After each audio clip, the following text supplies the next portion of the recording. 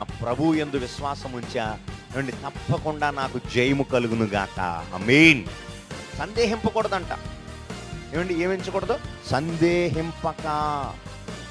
క్రైస్తవ విశ్వాస భక్తి జీవితంలో విశ్వాసం అనేది ఎలా ఉండాలంటే సందేహించేటువంటిదిగా ఉండకూడదు.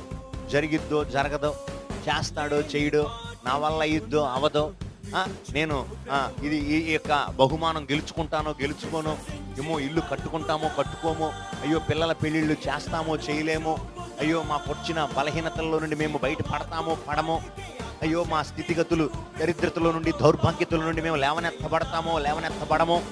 నీలో అలాంటి అవిశ్వాసముతో కూడిన అపనమ్మకంతో కూడినటువంటి మాటలు నీ జీవితంలో నీ హృదయంలో నుండి రాకూడదు.